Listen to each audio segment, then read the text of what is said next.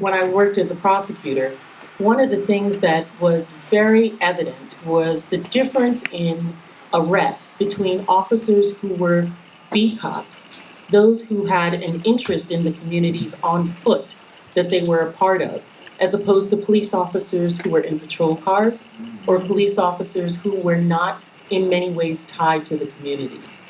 I was there during the time of Amadou Diallo. And one of the things that was not surprising to prosecutors in that area was the fact of who the police officers were that were involved in this. These were police officers that had been assigned to a unit that didn't even have a precinct that they were assigned to. These were part of a unit that just roamed the city with impunity in many instances to be able to make arrests. And they were just driven by the amount of arrests that they were making. So having police officers that are part of PAL programs, police athletic leagues, that are involved in community-based activities really leads to a different type of relationship that police officers have, which to me is true community policing. Additionally, in terms of rehabilitation, one of the things that I think is necessary is pre-sentencing rehabilitations or alternative sentencing programs so that you are allowed to take individuals. One of the things that I would always do, I was very involved in finding or being a part of, as a prosecutor, activities that were outside of prison.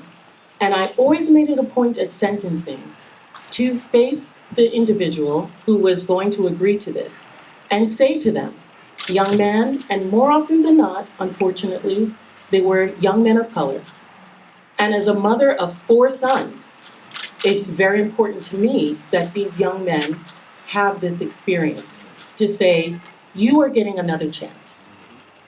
I am allowing you, the judge and the defense attorney are allowing you to get a second chance.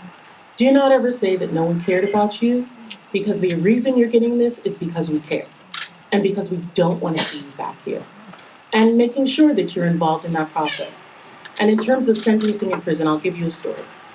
So one of the things that was important to me was being a part of the community. So I was a prosecutor who actually lived in the Bronx.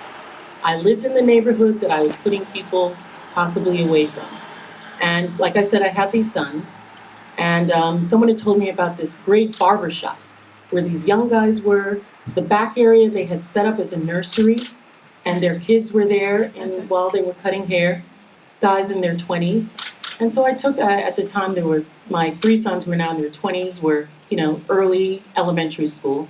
And I took them in there, and they're lined up, and they're getting their hair cut, and I'm going through some papers, and I'm looking at the barber, and I realize, oh my God, I put this guy away. And so slowly I'm putting my head down more, putting the paper up more, and I hand him the money and I'm about to go, and he calls me by name. And he wants to know, and he says, thank you for, I hope you enjoyed your son's cuts. I hope they look right to you. I'm like, yes. And he's like, I just want you to know, thank you, because I was on the wrong road. You reduced my sentencing, but I learned the skills that I'm practicing now in that time that I was in prison. And I'm able to provide for my children by working with these other guys, and we put the shop together to be able to take care of our children and do the right thing now that we're out. And I want to thank you for what you did. So there are opportunities for our young people, and we have to press for them because they're not there immediately. And individuals like Senator Paul and Senator Booker, Congressman Labrador, and Congressman Hakeem Jeffers, and of course, my illustrious ranking member, Mr. Cummings, are ensuring, along with the other members of Congress, that these things are in place. So because, as the senator said, it cost us less to re-educate, to create workforce development, to create new skills, than it costs for these individuals to have the recidivism of going back to prison and just warehousing individuals who have tremendous human capacity. I understand that Senator Paul has to leave, but thank you, Senator.